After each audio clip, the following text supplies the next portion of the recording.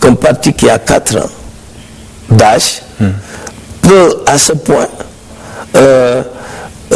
non seulement battre le président sortant, doubler même son score, et même doubler aussi le score des 2 formations, de 2 coalitions qui avaient à leur tête le Parti socialiste, qui est un parti traditionnel, et un parti qui est ancré dans la vie sénégalaise, et l'AFP qui est né de la scission de Moustapha Niasse du Parti socialiste, qui est un parti beaucoup plus jeune encore.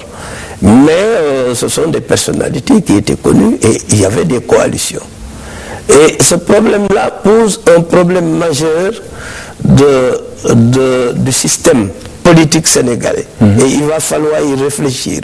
Parce que plus de 100 partis, un jeune parti peut au final avoir 65%.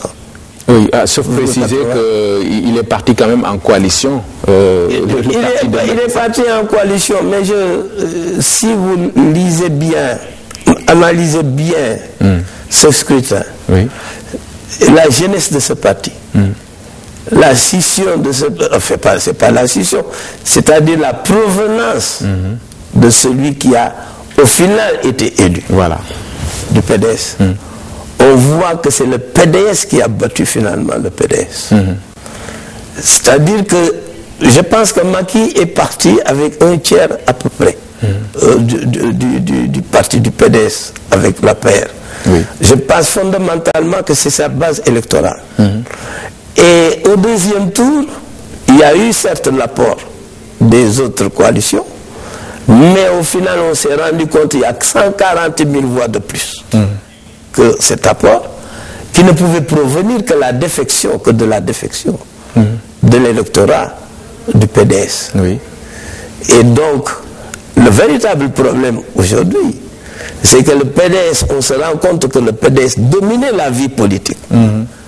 Et que c'est ce PDS qui s'est effrité. Et qui s'est scindé en 2 et qui est allé vers Macky. Parce que, autrement, ça ne peut pas s'expliquer de manière rationnelle. D'accord. Alors, concernant maintenant le président sortant, on a assisté, vous le rappeliez tout à l'heure, en analysant le déroulement du contexte, ce rapport de force qu'il y a eu autour de ce mandat, de ce 3e mandat sollicité par le président sortant. Alors, en définitive, vous dites donc, comme la majorité d'ailleurs des observateurs, que ce mandat-là sollicité était de trop. Ben, mais il était de trop, si vous voulez, c'est une question de fait. Mais il y avait 2 questions pour ce mandat. Est-ce que ce mandat était valide du point de vue de la Constitution? Est-ce que du point de vue politique, est-ce que ce mandat n'était pas un mandat sollicité, un mandat de trop? Est-ce qu'on s'est rendu compte que ce mandat était de trop? Très bien. Il a été largement battu, et battu d'une manière incroyable, parce que avoir 34% des voix, alors que celui qu'il tient pour son élève à plus de 65%, c'est plus qu'un échec.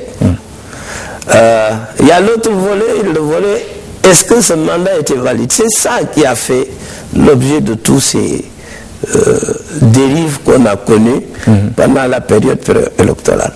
Si vous vous souvenez, moi j'avais écrit sur le sujet un an avant l'élection, quand la question avait été évoquée, et ça partait dans tous les sens. J'avais fait un article, je vous le résume en gros, s'il se présente, sa candidature sera validée, parce que ce n'est pas contraire à la Constitution.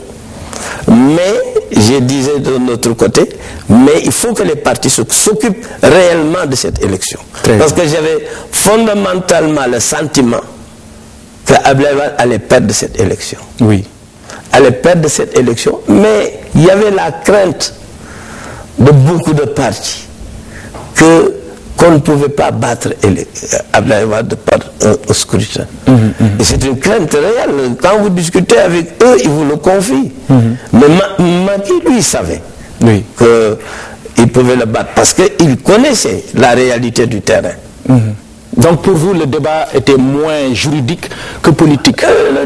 Le débat était moins juridique, c'est pourquoi on a vraiment traité de manière très injuste les juges constitutionnels, les membres du Conseil constitutionnel. Parce que il y a eu beaucoup de dérives sur le plan juridique, des explications qui étaient beaucoup plus des théories qui étaient forgées plus ou moins en dehors des textes ou à côté des textes, mais les textes étaient clairs. Justement, on ouvre une parenthèse, c'est vrai que c'est un débat qui est derrière nous, mais puisque vous-même vous étiez au cœur du débat, dites-nous sur quoi vous fondiez cette thèse-là de la validité. Pourquoi vous aviez validé, vous, cette candidature du président Wade? Je vais vous demander une chose, de prendre votre constitution. Et on va lire les deux textes qui sont en cause. Prenez l'article 27, lisez-moi l'article, s'il vous plaît. Rapidement, oui. La durée du mandat du président de la République est de 7 ans. Et de 5 ans. Et de 5 ans. 5 ans. Oui, c'était l'ancienne, avant que ça ne soit. Très bien. La présente modification ne s'applique pas. Le mandat est renouvelable une seule fois. Oui. C'est ça qui était dans la Constitution. Voilà. C'est ça qui était querellé. Oui. Mais cette disposition-là contient deux règles. On est en 2001. Cela veut dire, la première règle, désormais, à partir de 2001, le mandat du président de la République est de 5 ans. Il était de 7 ans en 2000. Deuxième règle, tout président qui aura fait un mandat de 5 ans ne pourra renouveler ce mandat qu'une seule fois. Voilà ce que dit, c'est la structure même de la règle. Tout président qui aura fait 5 ans, c'est la condition de la règle. Quelle est la conséquence? Il ne pourra le renouveler qu'une fois.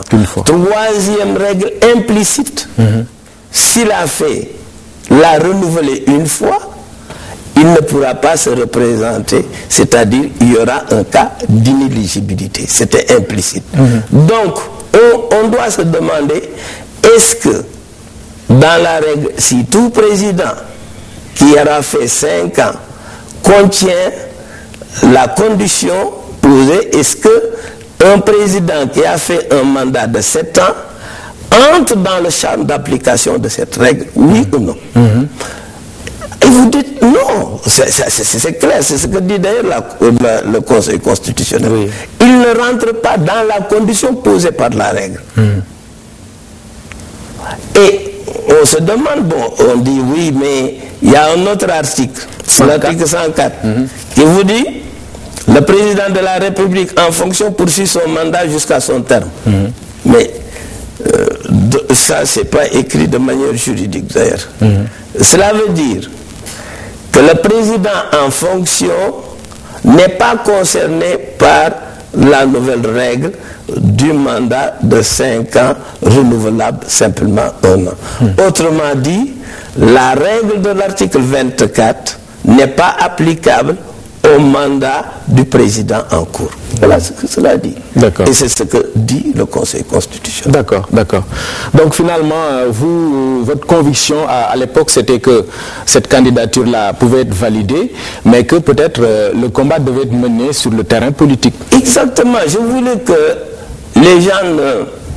Parce qu'il y avait deux choses. Il y avait une perte de temps, une grosse perte de temps dans la recherche d'une candidature unique. De 2007 jusqu'à la veille, au lieu de se rendre compte que c'était impossible, il fallait mettre un terme 1 an avant. Parce que l'élection présidentielle, ça se prépare sur un long terme. Et puis, il y avait cette prolongation de ce débat. J'avais averti, occupez-vous de ça et laissez tomber. Vous pouviez dire que c'est un mandat de trop. D'ailleurs, vous vous rendez compte que les États-Unis, la France, les autres n'ont pas dit autre chose. Si. Ils ont leurs juristes. Ils ont leurs juristes. Les diplomates qui sont sur la place ont leurs juristes. Ils n'ont jamais dit que c'était pas valide. Ils ont dit que c'était de trop. C'est de trop. Et c'est ce que je disais. Je ne disais pas autre chose. Qu'il allait... Et moi, je voulais qu'on montre à Abdoulaye Wade qu'il pouvait être battu par la voie des urnes. Parce que tant qu'on l'aurait pas fait, il aurait toujours dit, voilà, on ne m'a pas battu par les urnes, il n'y a pas... Et ça aurait amené des problèmes. Très bien. Maintenant, à ma place, on vous demanderait certainement on vous demanderait pourquoi vous n'avez pas fait cet éclairage-là juridique pour peut-être... Non, mais j'ai écrit un article. Qui a été peut-être que l'article était un peu compliqué. Mais c'était très clair pour les juristes. Moi, je pensais que c'était un débat entre juristes. Mais à partir du moment où j'ai su que c'était un problème qui était politisé, trop. Moi, je suis un universitaire. Je n'entre pas dans la politisation du droit. J'ai tout un background qui ne me permet pas de faire ça. D'accord. Alors, je me suis tu. Je me suis tu, je ne vais pas ajouter à la cacophonie d'autres sons qui feraient en sorte que, on va dire, mais il y en a qui m'ont soupçonné plus ou moins, ils ne l'ont pas dit ouvertement. Mais Kader, est-ce qu'il est pour le président sortant? Mais c'est mal connaître ce que j'ai dû subir sous le régime d'Abdoulaye Wade à 2 reprises. Moi, il a mis un terme comme ça à mes fonctions de recteur au bout de 2 ans. Sans justification. Je connais les raisons. D'accord. Mais sans justification. D'accord. Donc aussi, quand j'étais ambassadeur, au bout de 2 ans, alors que j'étais nommé pour 5 ans. Donc, je n'avais pas sur le plan personnel de raison, mais si je tenais compte simplement de mes raisons personnelles, j'aurais dit non, il ne peut pas se présenter. D'accord. Et non, mais j'ai dit, il ne peut pas se présenter. Mais occupez-vous des élections et vous verrez. Très bien. Alors, c'est un débat quand même qui a révélé des failles dans la loi fondamentale qui est la Constitution. Des failles que vous mettez dans quel registre? C'est un problème d'interprétation, de rédaction? Qu'est-ce qui s'est posé là? Quand vous disiez cette Constitution, il y a 2 séries de problèmes. Il y a des problèmes strictement de conception du droit. La Constitution, c'est du droit. Et il ne faut pas que les gens dérivent dans autre chose. Il faut maîtriser les techniques. Il y a un problème d'écriture. Il n'est pas donné à tout le monde de pouvoir écrire un texte. Il y a ce qu'on appelle une discipline nouvelle que l'on appelle légistique. C'est l'art de faire la loi. C'est une discipline qui est bien développée dans des pays comme les États-Unis, l'Allemagne, etc. Mais qui n'est pas enseignée dans nos facultés. Il y a un art de faire les textes. Et ça se sent sur ces textes-là. Il y a un art de faire les textes. Il faut le faire. On ne fait pas un texte juridique comme on parle. Il y a un langage juridique. Il y a des concepts juridiques. Il y a tout. Mais si je prends, par exemple, sur le plan simplement de la conception dans ça, bon, il est marqué, je crois, quelque part, droit de marché. Mais droit de marché, ça, c'est pas un concept juridique. Parce que ça existe, le droit de manifester publiquement son opinion. Il y a aussi, j'ai constaté qu'on dit la femme a le droit d'avoir une propriété privée. Mais ça, il n'y a aucune disposition qui était contre. Donc, résultat, la Constitution est mal rédigée. Il y a des maladresses de rédaction. Ça, c'est sûr, parce que là, tout ce débat, c'était des maladresses de rédaction. D'accord. Il y avait des maladresses. Mais il y a un problème de fond. C'est que quand Macky Sall le dit, si je suis élu pour 7 ans, je vais réduire mon mandat à 5 ans et je vais me l'appliquer.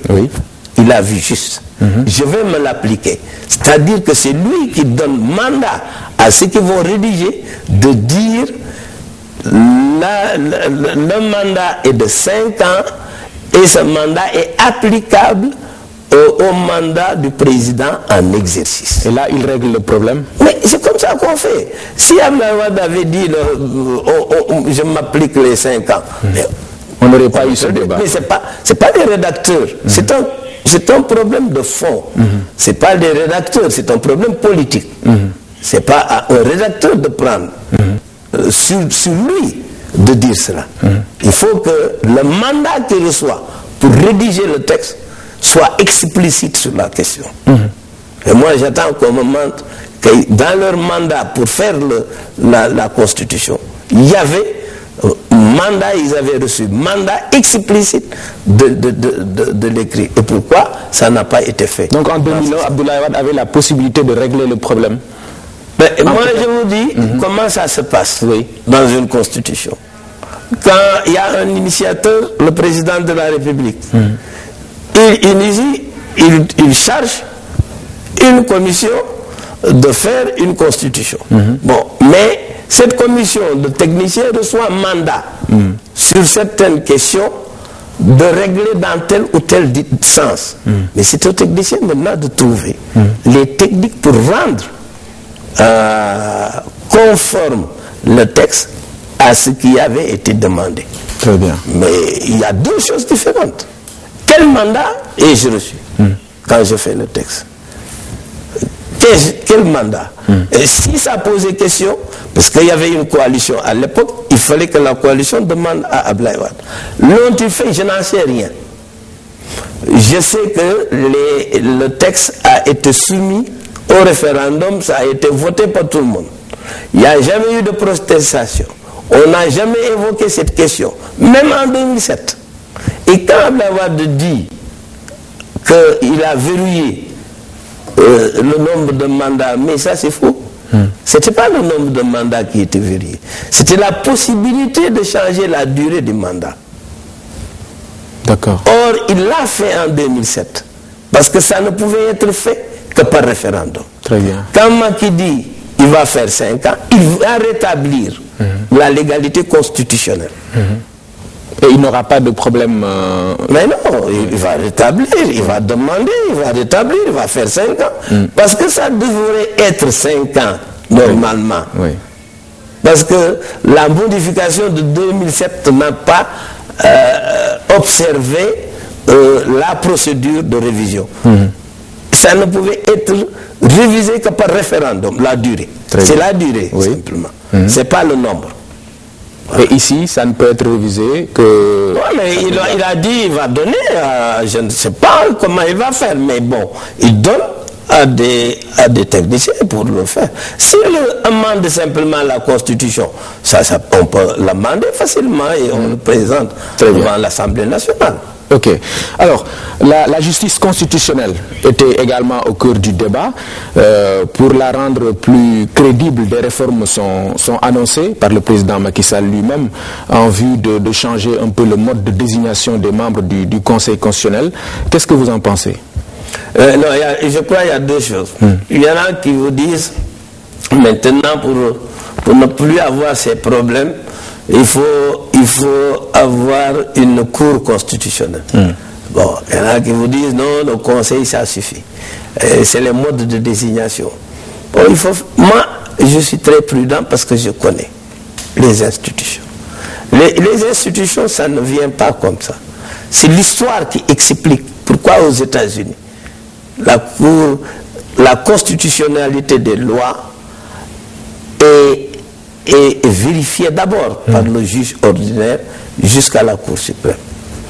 C'est l'histoire qui explique pourquoi en Europe il y a ce qu'on appelle le modèle autrichien de Cour constitutionnelle.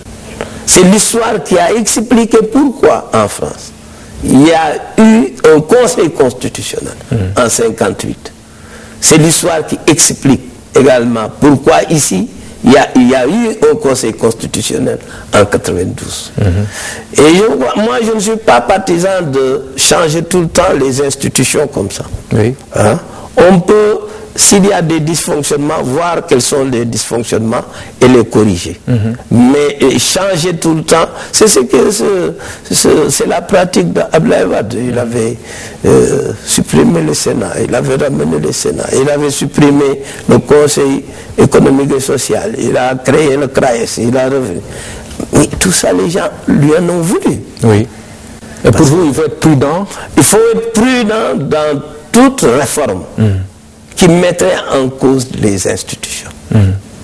Et même la Constitution. Moi, je pense que cette Constitution, d'ailleurs, qui est nouvelle, de 2001, n'avait pas lieu d'être.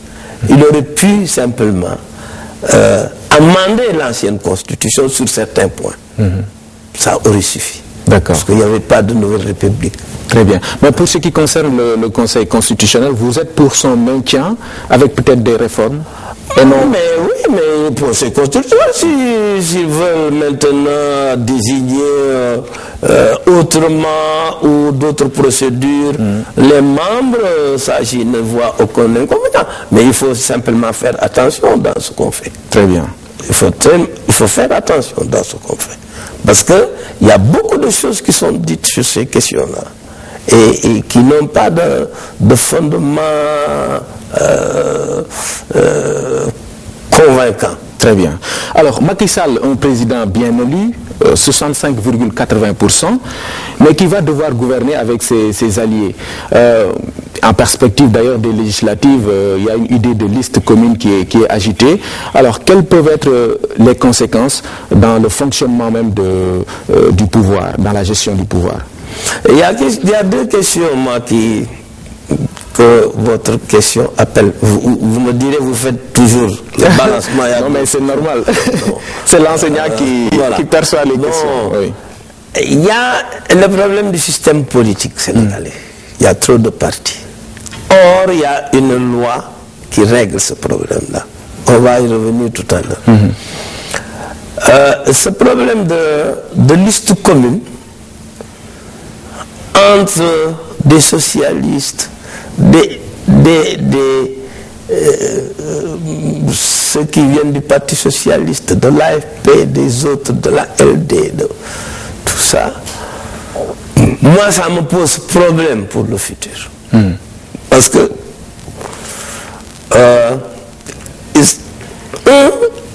ça va faire des mécontents dans tous ces partis, à l'APR, dans le Parti socialiste. Parce que la liste commune, c'est restreint, il faut choisir les gens qui sont sur la liste nationale et les départementales. Comment ils vont faire? Deuxièmement, on risque d'avoir un parlement monocolore. Dans quelle mesure ça rend service à la démocratie? Je ne le crois pas que ça rende service à la démocratie. Parce qu'on ne peut pas être partisan d'un régime parlementaire que pour moi, ne peut pas s'implanter au Sénégal. Et en plus, venir faire bloc dans le Parlement avec des vues communes sur toutes les questions majeures que l'Assemblée nationale va traiter.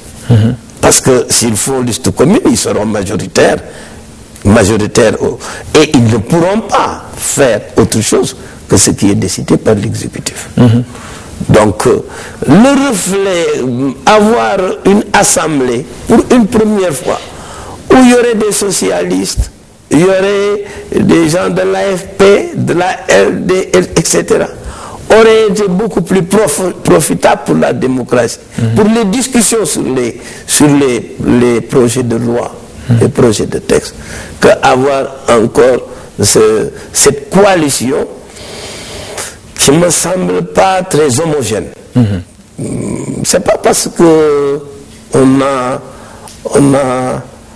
a soutenu quelqu'un à l'élection présidentielle qu'il faille obligatoirement faire pour les législatives la même chose.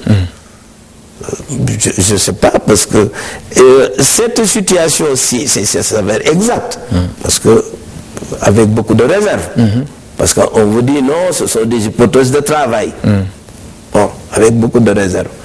Ça va impliquer l'idée qui était avancée à l'époque, en 2000, d'une sorte de commandement politique au sommet. C'est-à-dire qu'il y aurait... le régime présidentiel, c'est un président qui a été élu et qui définit la politique de la nation. Maintenant, s'il est dans cette alliance, ses alliés risquent de lui dire, mais les questions majeures doivent être traitées en commun. Quelle sera sa marge de liberté par rapport à ça? Ça posera des questions, des problèmes.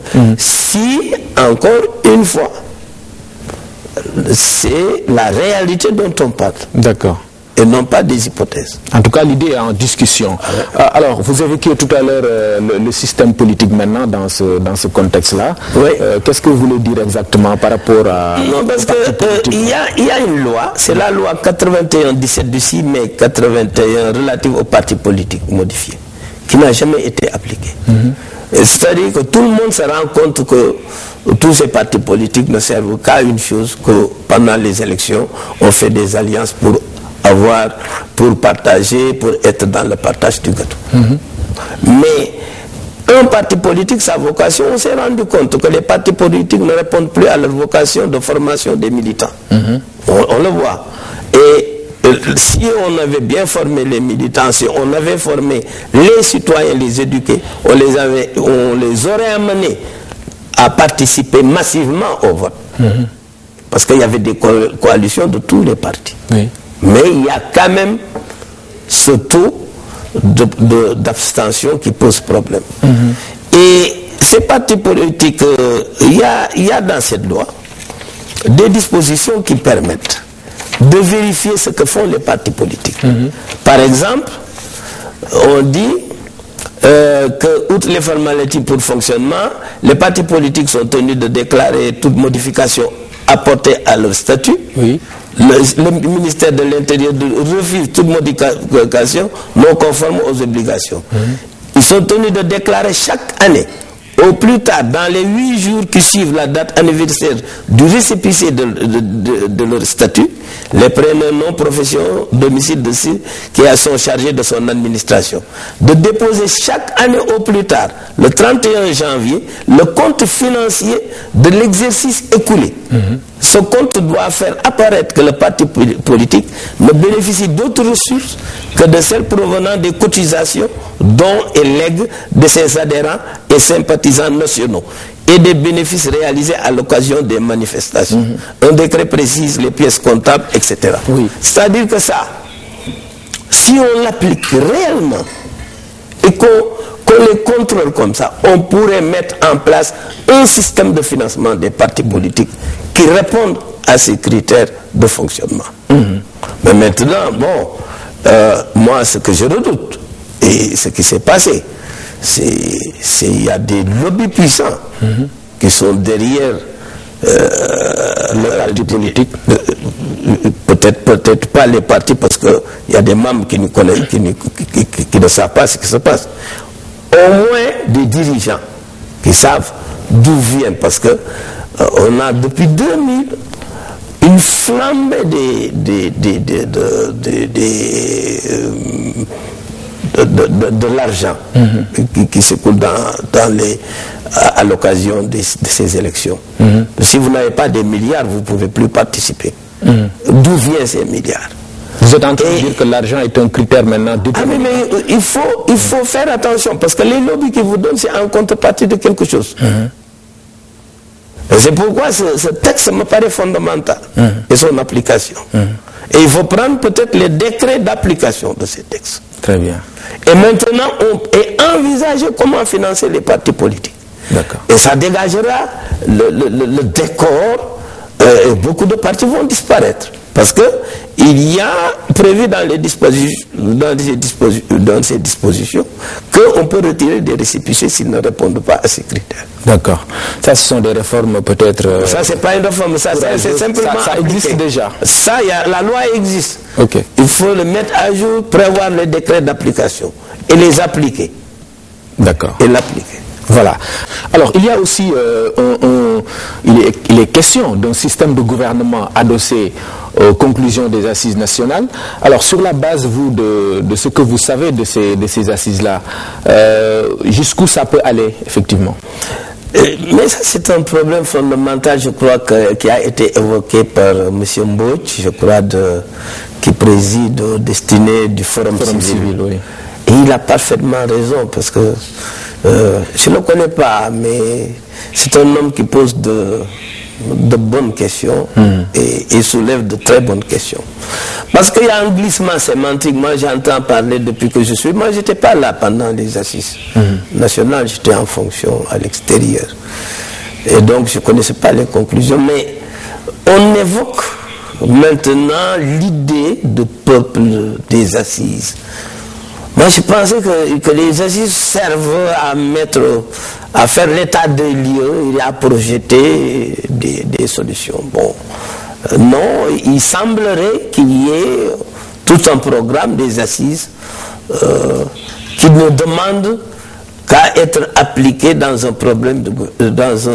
gouvernement qui serait peuplé par des fractions de ce peuple des assises. Si être peuple des assises, c'est avoir participé, moi je n'ai pas participé, je n'étais pas là, je vous l'avoue.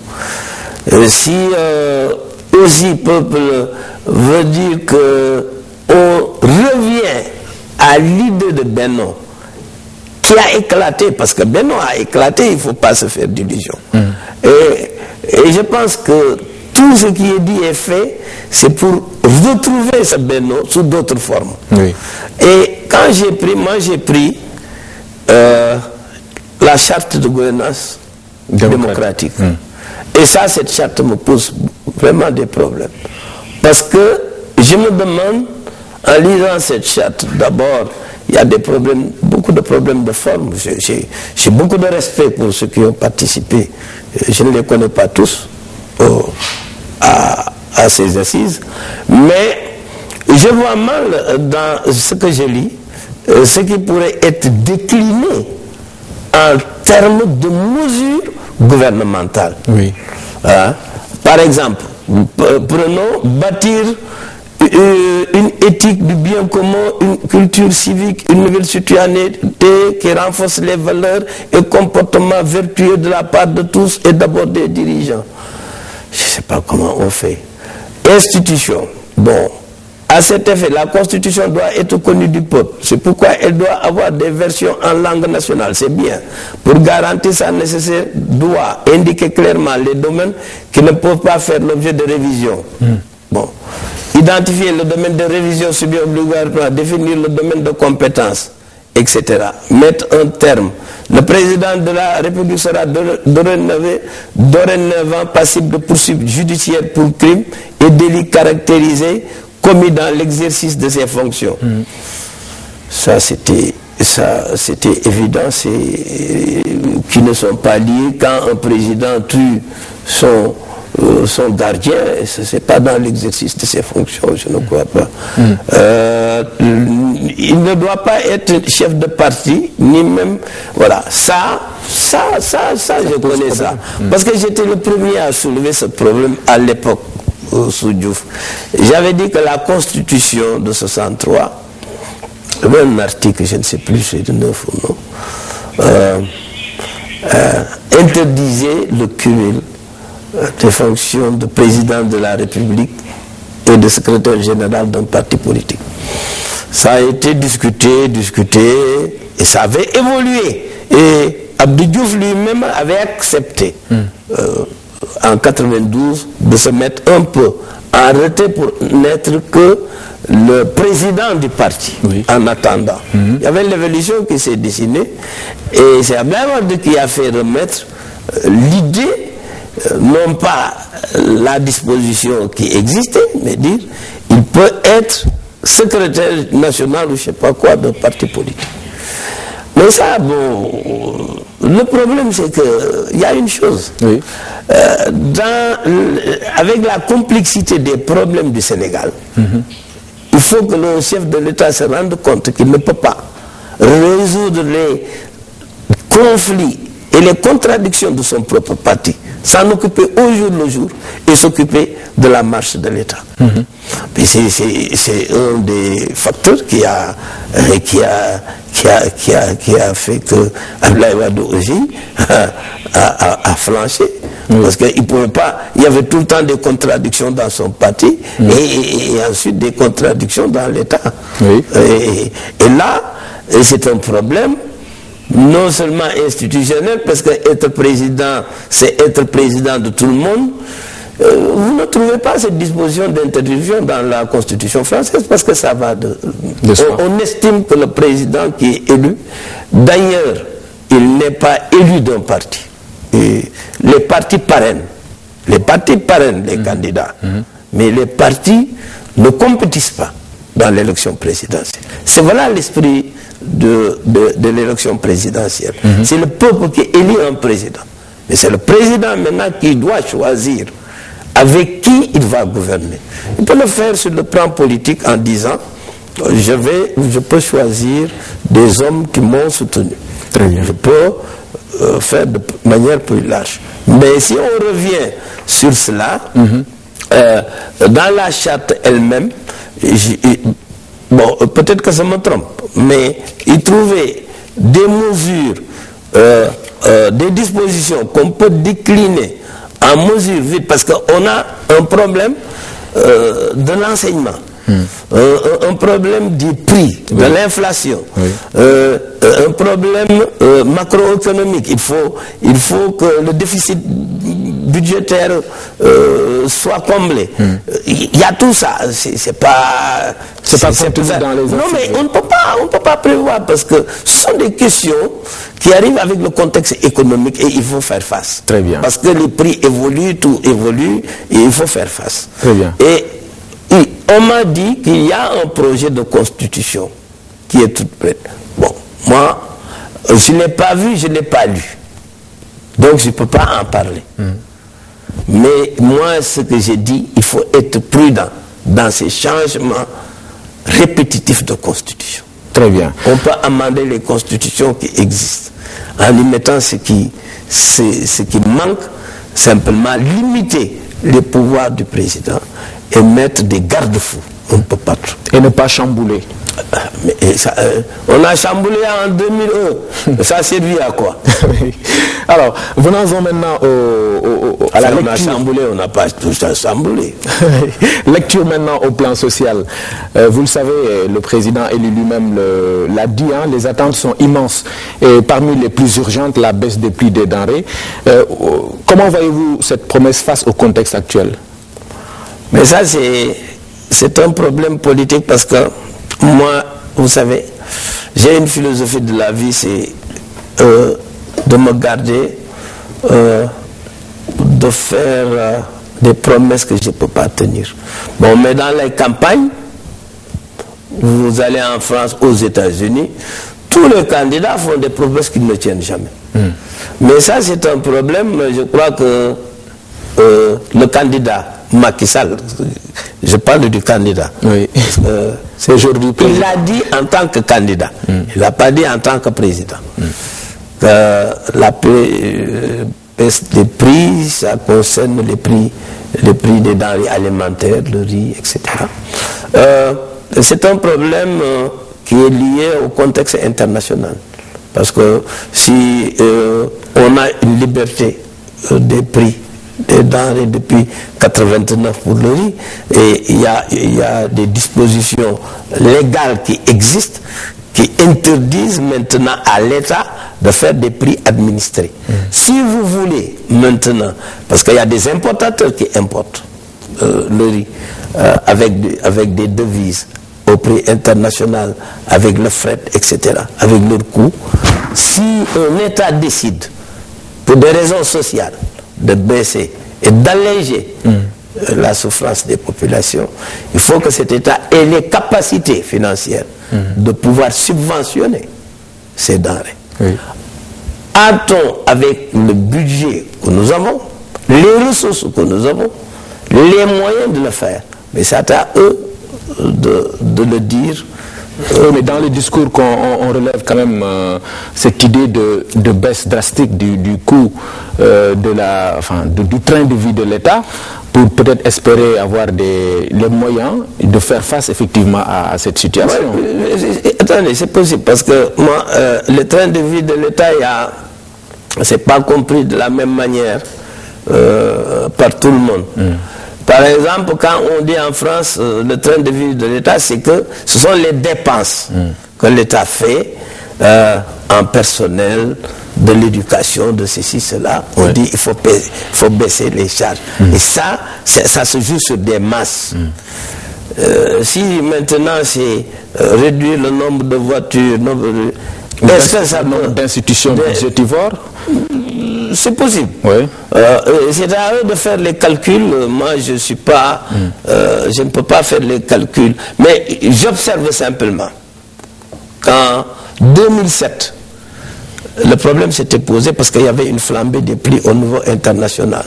Et c'était à l'époque le président du Fonds monétaire international, Dominique Strauss-Kahn, qui avait décidé de donner l'autorisation à tous les pays africains et des pays en voie de développement de subventionner. Parce qu'il y a au FMI un fonds qui est le fonds de facilité pour faire face au choc exogène. C'est-à-dire que vous tirez des ressources pour subventionner, pour faire face. Mais vous devez rembourser ça. Et cette facilité existe. Est-ce que c'est là qu'on va puiser? On peut puiser là-bas. Mais quand on n'a pas bouclé le budget, c'est-à-dire pour faire toutes les dépenses, on peut réduire un certain nombre de dépenses qui sont inutiles. Est-ce que ça fera le compte? Il faut le voir. Mais je crois qu'il faut être en possession de tous les documents du ministère des Finances pour avoir une vue exacte des choses. C'est demandé par les populations, on leur a promis ça. Il faut chercher les moyens de le faire. Très bien. Autre urgence, l'enseignement. Il faudra notamment sauver l'année en cours.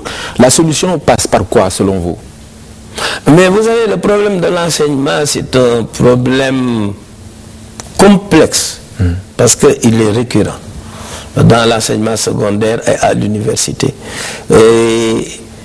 Et chaque année depuis 2000, avant il y avait des grèves, mais on connaît les raisons. Parce que Abdou Diouf malheureusement a connu une période de 20 ans d'ajustement structurel. 20 ans d'ajustement structurel. Ça veut dire que vous n'aviez pas les moyens, vous n'aviez aucun moyen. Tous les moyens que nous avions, c'est les bailleurs de fonds qui vous les donnaient. Très bien. On vous prête en vous disant vous devez affecter cet argent à telle ou telle dépense et vous êtes surveillé. Bon, après en 2000, c'était la fin de l'ajustement, on pouvait souffler et il y a eu même des soldes budgétaires positifs. C'est l'époque où Maître Abdoulaye Wade disait on a trop d'argent. Et Abdoulaye Wade n'avait pas d'excuse, c'est ce que vous voulez dire? Non, le problème, il a cru que c'était simplement, donner des bourses à tous les étudiants. Ça, c'était une erreur fondamentale. Du point de vue social, éthique et tout. On ne peut pas donner des bourses à tous les étudiants. On s'est aperçu que ce n'était pas faisable. Et puis, deuxièmement, augmenter tout le temps les salaires. Si moi, l'université que je connais, quand j'ai pris en charge l'université, mais il y avait des déficits partout. Partout. Parce que le budget qu'on vous donne, il n'y a pas de budget ni d'investissement, ni une part pour la recherche. Les 99% de l'allocation, c'était dans des salaires, des heures complémentaires. On ne peut pas continuer comme ça. Il faut qu'on voit le problème de l'enseignement. Parce que je pense qu'il y a une crise des syndicats, une crise des partis politiques, une crise de la vocation d'enseignants. Et les élèves aussi, qui sont nombreux, en font des frais. Et je pense que ça, c'est le problème le plus explosif qu'on aura très bientôt. J'ai vu les élèves hier défiler et dire que nous allons décréter l'année blanche. Parce que pendant 5 mois, on a frappé les portes de tous les politiciens, de tous les enseignants. Personne ne nous a répondu. Moi, ça m'avait choqué parce que je disais tout le temps, il faut que quelqu'un, une autorité dise, il faut qu'on cesse les grèves et voir comment les différer et pour voir comment... Parce qu'un syndicat n'a pas pour vocation de mettre en cause l'institution qui le nourrit et il a pour fonction de former. Et les élèves, les étudiants, moi je les comprends parfaitement. Et ça, on ne peut plus maintenant faire de grands états. On peut faire des états généraux, c'est prévu, je crois, mais les états généraux débouchent toujours sur des grandes déclarations, on ne sait pas ce qu'on fait. Il faut vraiment qu'il y ait des gens qui connaissent les problèmes de l'éducation, du service effectif. Comment on va faire? Ce qu'on a fait, c'était une fuite en avant. Créer de petites universités régionales qui ne sont pas des universités, mais qui sont des écoles supérieures. Et leur donner des moyens qui ne correspondent pas à ce qu'ils font. Alors là, ça diffère les problèmes de fond. Bon, je ne peux pas me présenter trop longuement sur cette question parce que c'est une question cruciale et compliquée et il va falloir sérieusement que l'équipe qui va venir puisse s'en occuper. D'accord. Parce que c'est... on parle des denrées, mais c'est le problème explosif. Parce que vous avez sur le marché scolaire et universitaire des milliers et des milliers d'étudiants et d'élèves. Très bien. Alors, en résumé donc, en définitive, qu'est-ce qui fera de Macky Sall un bon président de la République du Sénégal? Ben, écoutez, moi je crois qu'il a un atout. On s'est parlé 2 fois. Et je l'ai connu aussi quand il était Premier ministre, on s'est vu. C'est un homme qui est pondéré déjà, qui a l'écoute facile. Et ça, ce sont des atouts majeurs. Il a été ministre pendant longtemps et Premier ministre. Il faut qu'il ait avec lui une équipe qui ne tâtonne pas dès le départ. Parce qu'il faut connaître l'administration, comment ça marche. Il faut pouvoir se familiariser très rapidement avec les dossiers qui existent. Parce que, bon, maintenant pour les finances, vous avez même, n'importe quel citoyen peut accéder à ces documents. Vous cliquez sur le web, vous cliquez sur le site du ministère des Finances ou de l'agence de la statistique, on vous donne tous les détails. Vous avez tout. Donc vous pouvez être informé exactement de la situation, de la dette extérieure, de la dette intérieure, de toutes les questions qui sont posées au Sénégal. Et donc, là, à partir de là, c'est des choix qu'il faut faire, qu'il faut opérer. Il y a des choix qu'il faut opérer et puis rompre avec tous les travers du système de Abdoulaye Wade. Mais je crois qu'il est en mesure, en capacité de le faire. Mais pourvu qu'il n'ait pas un boulet politique qui l'empêche d'aller vite au fond des choses. Bien. Merci beaucoup, professeur. Je rappelle, mesdames, messieurs, que nous étions avec le professeur Kader Boye, ancien recteur de l'université Cheikh Anta Diop de Dakar, ancien doyen de la faculté de droit également. Professeur Kader Boye est également ancien ambassadeur à l'UNESCO. Merci. Merci. Ça a été un plaisir de vous recevoir sur ce plateau. Merci. On se retrouve dimanche prochain pour un autre numéro de Point de Vue.